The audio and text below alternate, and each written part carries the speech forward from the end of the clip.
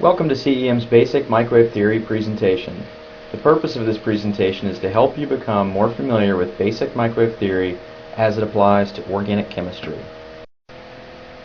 Microwave energy is a form of electromagnetic energy that occupies a region of the electromagnetic spectrum between infrared and radio waves. This means that it has an electric and a magnetic component. The electric component of the wave is the part that interacts with organic molecules and creates heating in reaction mixtures. Due to the fact microwave energy falls between infrared and radio waves on the electromagnetic spectrum, microwave energy does not have the quantum energy necessary to make or break chemical bonds. As shown in this illustration, the energy is only sufficient to affect molecular rotation. If a molecule is exposed to a microwave field and has a dipole moment, then the dipole of the molecule will attempt to align itself with the electric field, which is alternating at the rate of 2.45 gigahertz or 2.45 billion times a second. As the molecules attempt to align themselves with the field, they create heat through friction between neighboring molecules. So microwave energy is not making or breaking chemical bonds, it is simply applying energy directly to the molecules. This chart shows the quantum energy of the 2450 MHz microwave frequency commonly used. Comparing this value of 0.037 kilocalories per mole to the amount of energy required to break different chemical bonds, you can see that the quantum energy of microwave radiation is orders of magnitude less than energy required even to dissociate a hydrogen bond. There are two mechanisms by which the microwave energy is converted into heat: dipole rotation and ionic conduction.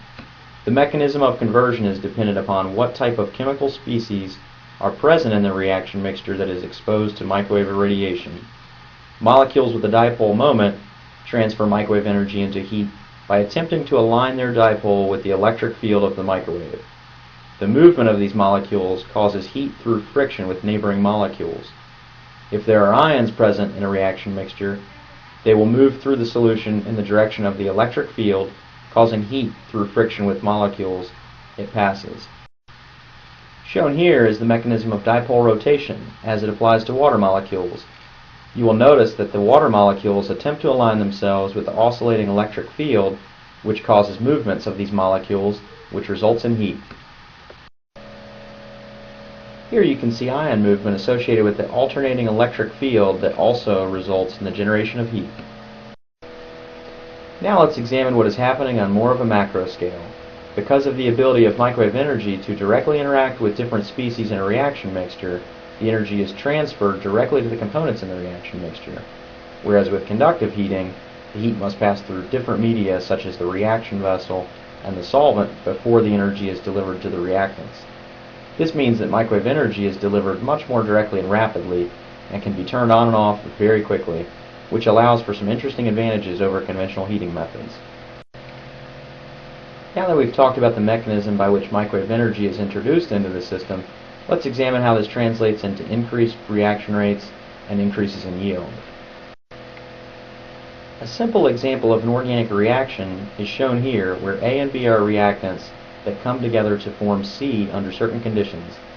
The equation shown here describes the rate of the reaction. In most cases, the rate of the reaction is a function of the reaction rate constant and the concentrations of the reactants. The reaction rate constant is defined as shown, where A is a factor describing the probability of the reactant molecules to collide in the right orientation for a bond to form. Most people agree that this factor is not influenced significantly by microwave. EA refers to activation energy, which is most likely not affected by microwave radiation. TB and TI refer to bulk temperature and instantaneous temperature. The bulk temperature is the measured temperature of the reaction mixture, and the instantaneous temperature is the temperature that occurs very briefly at the molecular level at certain sites in the reaction mixture as a result of microwave radiation. One of the prevailing theories is that the difference in reaction rates observed for microwave reactions is due to the difference between instantaneous temperatures and bulk temperature. Because the bulk temperature is the observed temperature of the reaction for both conventional and microwave heating, it appears that the reaction mixtures have the same temperature profiles throughout.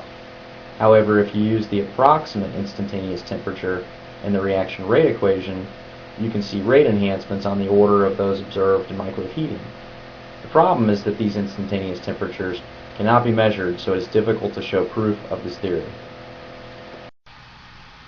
An interesting exercise to help understand this concept is to back calculate instantaneous temperatures based on reaction rate enhancements. It is generally agreed that microwave energy accelerates reaction rates on the order of 10 to 1,000 times. That would correspond to a microwave K value 10 to 1,000 times greater than the conventional K value for the same reaction. That in turn corresponds to the instantaneous temperatures shown here for a bulk temperature of 150 degrees C. What that says is that for a reaction running at a measured 150 C in a microwave that shows a 10-fold reduction in reaction time over the conventional reaction run at 150 C, that there are instantaneous temperatures around 167 C that drive the reaction to completion faster.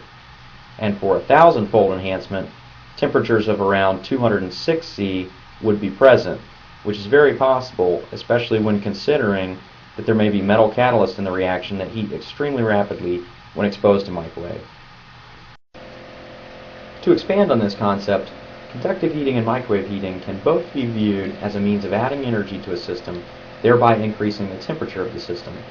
But in the case of microwave heating, there are instantaneous temperatures that are higher than the measured bulk temperature, which are not present in the conventionally heated system. And the more microwave energy that is applied to a system, the more there is potential for the instantaneous temperatures to be higher in value. This leads to cases where energy is pulled out of the system by cooling the reaction mixture in order to apply more microwave energy in order to drive the reaction. This also helps explain why microwave energy not only speeds up reactions, but also shows greater yields and better selectivity. Microwave energy can apply a high level of energy to a system to push a transformation to occur without creating a high level of bulk heating, which can cause decomposition or lower selectivity product formations. Having the benefit of both these scenarios simultaneously can yield better results, sometimes even allowing reactions to occur that do not occur without microwave. And these results sometimes cause people to speculate that something unexplained is happening with microwave. To summarize, microwave is a tool for adding energy to a reaction mixture much the same as a hot plate, but allows a much more efficient transfer of energy. And not just for high temperature reactions, but for reactions run at all temperatures. Some of the major advantages of microwave as it relates to organic chemistry are: 1. It dramatically reduces reaction times. Reactions that typically take hours or days can be reduced to seconds or minutes with the microwave. 2. It can increase the yield or selectivity, sometimes dramatically, of reactions. It is not atypical to see a 20 to 40% increase in yield and to see greater than 90% selectivity towards a certain product where conventionally there is very little or no selectivity.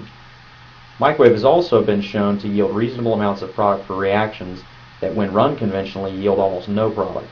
So microwave allows a chemist to reduce the number of steps in a total synthesis, reduce or eliminate the amount of purification needed, and gives access to molecules that previously were inaccessible, giving way to the term microwave compounds. Another benefit of microwave is that it allows the use of more benign solvents, like water, and even opens the door to a lot of neat reactions that eliminate the need to use a solvent at all. Hopefully this tutorial has helped you better understand how a microwave system works and how it can be used to enhance organic chemistry. The best way to familiarize yourself with microwave is to try it. It's easy to use and will bring benefit to any type of reaction you're running. And as always, our staff of chemists can always be contacted to discuss microwave chemistry.